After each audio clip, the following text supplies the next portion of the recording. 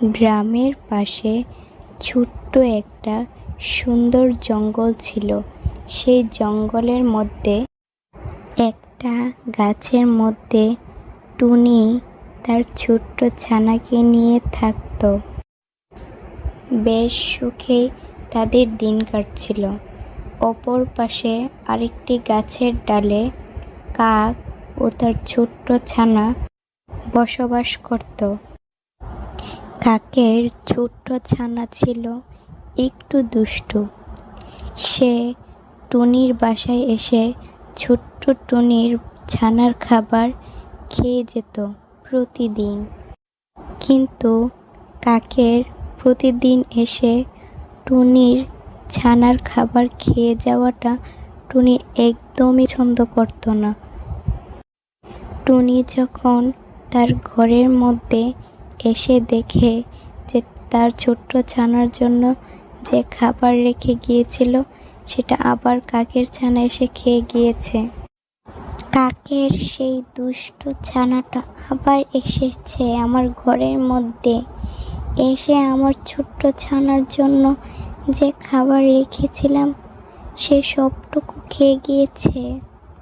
আজকে তার খবর আছে, আজকে তার মার কাছে আমি গিয়ে বিচার দিব।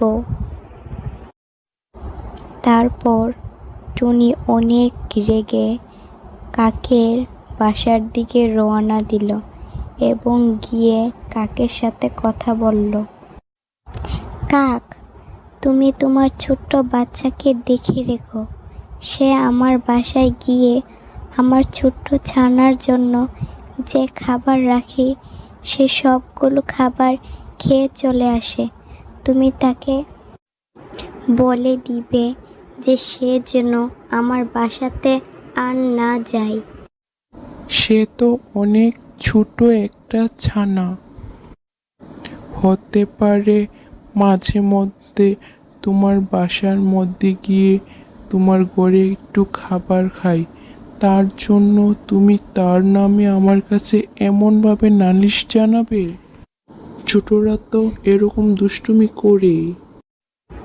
ছোট হোক আর যাই, আমি যেন এরপর থেকে তোমার ছানাকে আমার বাসায় যেতে না দেখি, আমার ছোট্ট ছানার খাবার খেতে যেন আর না দেখি তোমার ছানাকে।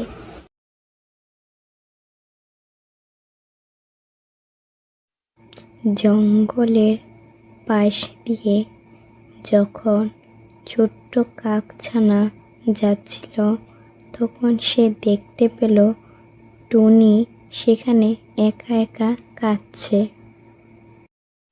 কি হয়েছে টুনি ভাইয়া, তুমি এই জঙ্গলের মধ্যে একা একা এখানে কি করছো?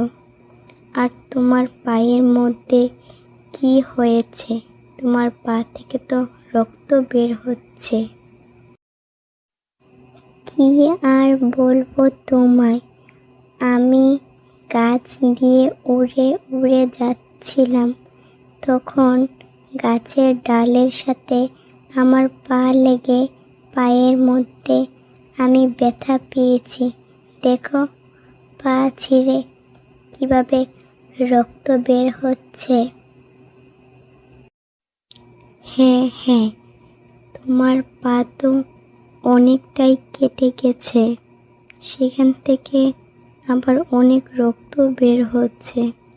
তুমি একটা কাজ করো, তুমি আমার সাথে চলো আমার বাসার মধ্যে, আমার মা তোমার পার মধ্যে ওষুধ দিয়ে দিবে। তারপর টুনি সিদ্ধান্ত নিল যে কাকের সাথে তার বাসার মধ্যে যাবে এবং তার মার কাছ থেকে সে ওষুধ নিয়ে তার পা কিছুটা হলেও ঠিক করে নেবে।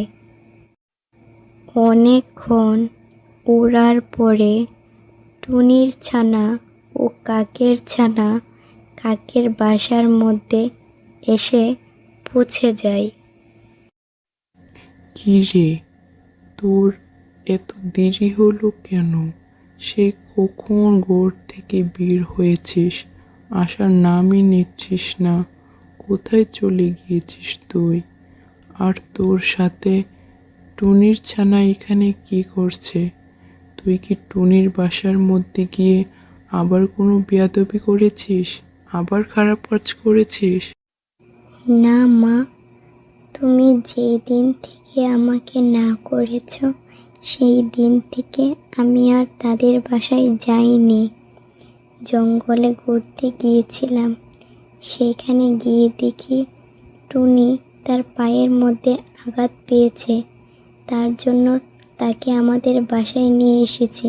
তুমি তাকে ওষুধ লাগিয়ে দাও।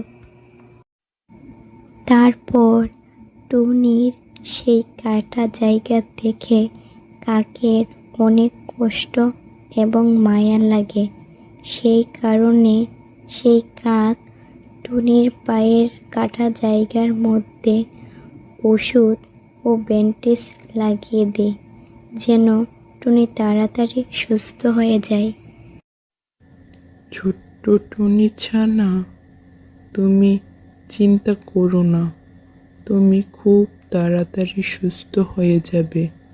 আমি তোমার পায়ের মধ্যে ওষুধ ও ব্যান্ডেজ করে দিয়েছি। কোনো সমস্যা হবে না, আর ব্যথা করবে না।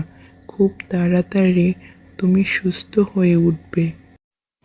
কি হয়েছে? অনেকক্ষণ থেকে একটা জিনিস খেয়াল করছি।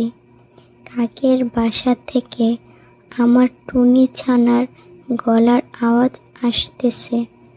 আমার টুনি ছানা কি ওখানে গিয়েছে নাকি? দেখতে হবে বিষয়টা। এই কথা বলে টুনি রওনা দিল কাকের বাসার দিকে। সে দেখতে চাচ্ছিল যে তার বাচ্চার গলা সেখান থেকে কেন আসছে। আরে খোকা আমার, তুই এখানে কি করছিস? আর তোর পায়ের মধ্যে কি হয়েছে? ওরা কি তোকে কিছু করেছে? তোর সাথে কোনো খারাপ কাজ করেছে ওরা? তোর পায়ে কিভাবে লাগলো? তোকে অনেকক্ষণ থেকে আমি খুঁজতেছি, কিন্তু কোথাও পাচ্ছি না। আর তুই এখানে কি করছিস তাদের সাথে? মা, তারা আমার সাথে কিছুই করেনি, বরং তারা আমাকে অনেক অনেক সাহায্য করেছে। আমি তোমার কাছে কিছু না বলে বাইরে চলে গিয়েছিলাম, কিন্তু একটা গাছের সাথে ধাক্কা লেগে আমার পায়ের মধ্যে খুব জোরে আঘাত পাই।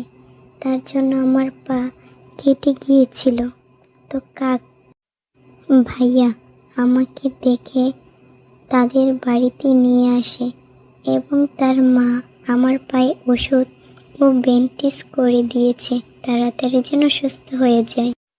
ও কাক দিদি, তুমি আমাকে অনেক বড় একটা সাহায্য করেছো। আমি তোমার সাথে কত খারাপ ব্যবহার করেছি, তোমাকে অনেক গালমন্দ করেছি। তুমি আমার সাথে আর রাগ করে থেকো না, আমাকে ক্ষমা করে দাও। তোমার জন্য আজকে আমার মেয়েটা খুব তাড়াতাড়ি সুস্থ হয়ে গেল। তার পায়ে যে আঘাত পেয়েছে সেখানে তুমি ওষুধ ও ব্যান্ডেজ লাগিয়ে দিয়েছো, যেন সে তাড়াতাড়ি সুস্থ হয়ে যায়। তোমাকে অনেক অনেক ধন্যবাদ। না টুনি বোন, তুমি আমার কাছে ক্ষমা চেও না। আমার ছোট্ট ছানারও অনেক দোষ আছে। সে ছোট তো, তার জন্য অনেকবারই ভুল করে এবং না বুঝে তোমার বাসায় গিয়ে তোমার ছোট্ট ছানার খাবার খেয়ে আসতো। যখন আমি বকা দিয়েছি তারপর থেকে আর তোমার বাসায় যাইনি। আচ্ছা, এসব বাদ দাও, এখন থেকে আমরা আর ঝগড়া করব না, একসাথে থাকবো। তারপর থেকে টুনি ও কাক তারা দুইজন সিদ্ধান্ত নিল যে তাদের ছোট ছোট ছানাদেরকে নিয়ে তারা একসাথে মিলেমিশে সেই জঙ্গলের মধ্যে তারা বসবাস করবে।